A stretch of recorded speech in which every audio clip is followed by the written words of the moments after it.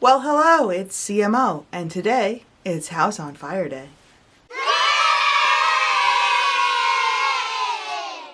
Hi everyone, this is Liz from Chief Mom Officer, where we talk all about money, work, and frugal family fun to help you reach financial freedom. And today I'm going to tell you about when my house nearly caught on fire. It was a couple weeks ago, right before we left on our vacation to Japan, and I was working from home. And all of a sudden, the lights in my room started to, what I thought was flicker. They started going on and off, and I was wondering, what on earth is happening? I heard a lot of noise coming from downstairs, so I walked out into the hallway to see what was going on, only to find that the hallway light was doing the same thing. It seemed to be going on and off. My husband and 3 boys were downstairs, because my husband's a stay-at-home dad, so he and the boys were just getting ready for the day. Well, all of a sudden the lights started turning on and off, and there was like a big straining sound coming from the air conditioning. It was like a whoosh, whoosh, and it kept going and going. So I quickly ran downstairs, and what did I find but a bunch of panicked children and a panicked husband.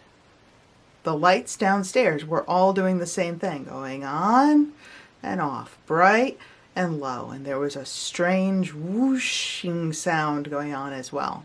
The lights stopped flickering and 3 firefighters came out. And then my middle son, on his 12th birthday, yelled that he saw smoke.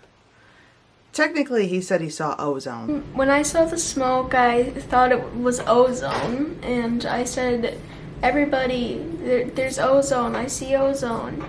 So they went to check it out. But we knew that it was smoke. We could smell something very strange in the air that really smelled like electrical fire. And then all of a sudden it started smelling like an ozone smell. And Nathan had pointed out that there was smoke in the living room. And my husband noticed that it was the surge protector behind the couch that was smoking quite a bit. So he ran over there, unplugged the surge protector from the wall.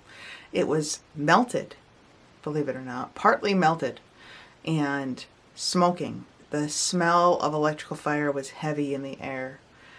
And we realized what was going on. It was some sort of power surge. Then he yelled to get the kids outside. So I ran the 3 boys, 15, 12, and 4, out onto the porch along with the dog and was corralling the cat as my husband ran downstairs to throw the power to the house. He turned off the main circuit breaker at the house, and then all the lights went out. The kids and pets were safely on the porch, and so I ran to get the fire extinguisher because I didn't really know what was on fire, if anything. And after they checked it out, we all went outside on the porch, called 911. I told my husband we needed to call 911 and get the fire department over to see if anything was actually on fire, because I can't see into the walls, right? There could have been something smoking or burning. It was very hard to tell. Put all the windows and all the doors open in the house so it could air out. Well, my husband went to go call 911. I walked around with the fire extinguisher and luckily did not see any other fires. The fire department came very quickly and investigated the house. Fortunately, there was no fire. It was just smoke, and the fact that we had been home and that my middle son saw that smoke saved our house from catching on fire. And what day was it? My birthday. And you saw the smoke. Yep, so I was the hero. Good job. Thank you for saving the house from catching on fire. You're welcome.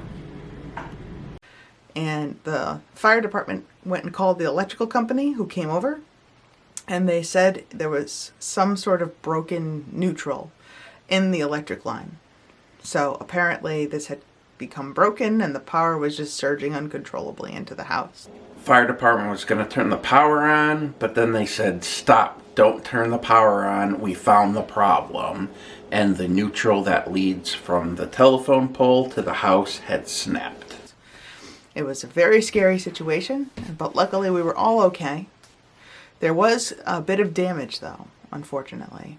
So once the power was restored and we were able to check the damage, there were 5 busted surge protectors. There was a broken oven. My oven's circuit board had fried. There was a broken HVAC system. And unfortunately, this was in July, in the heat. So we had no air conditioning. And the heat also didn't work because that circuit board was fried. And then we also discovered the power on our porch was totally out. It just would not work anymore. So over the past couple weeks, we've been spending time getting everything repaired, getting the HVAC people over to get the air conditioning working again, getting the electrician over to fix the power to the porch, getting GE over here to fix the oven, and going out and buying a bunch of new surge protectors.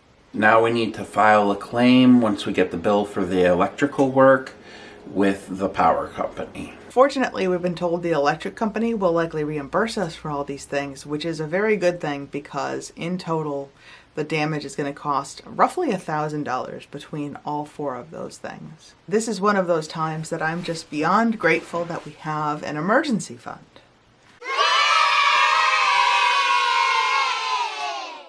Now, I know emergency funds can be a really boring thing to talk about. But as someone who's been through a lot of life's emergencies, both big and small, I can tell you that an emergency fund will save the day. There's been a lot of times in my life that having to front $1,000 of expenses and wait for an electric company to reimburse me would be a huge financial burden. I wouldn't have been able to cash flow anything, and I wouldn't have had an emergency fund sitting there for things like this. But this is the perfect time to tap an emergency fund. It's obviously an unexpected expense because there's no way I could have expected my electric neutral line to suddenly go out and weird power surges to happen in my house. Just not on my list of things to do for the day. And because it was an unexpected expense, it's the perfect time to tap the emergency fund to pay for all those things while we wait for the electric company to pay us back. Now, I've read a lot of things online about emergency funds, and a lot of times people will suggest that you invest it, that you put it in the stock market, or that you not have an emergency fund at all. And I'll say it's a very personal decision that everyone has to do their research on individually. But I personally sleep better at night knowing that I have an emergency fund.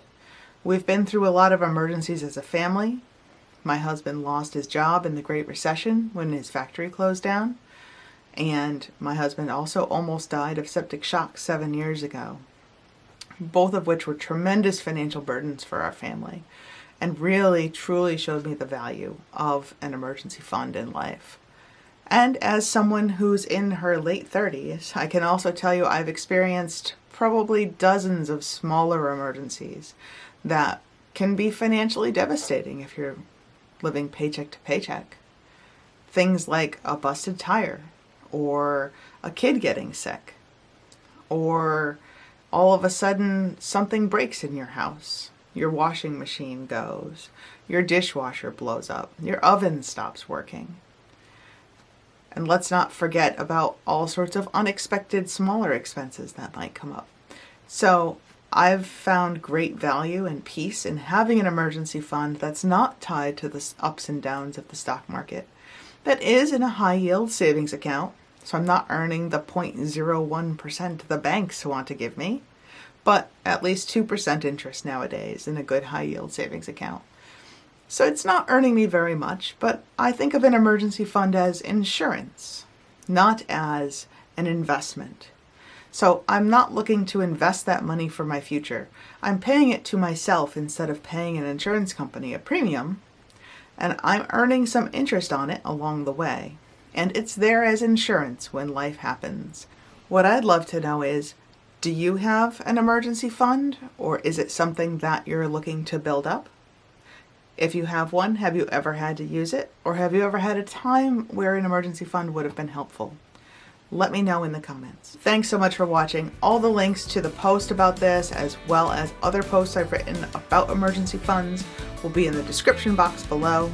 I hope you'll give this video a thumbs up if you've ever found value in an emergency fund or ever needed one. And be sure to subscribe for more content on money, work, frugal family fun, and reaching financial freedom.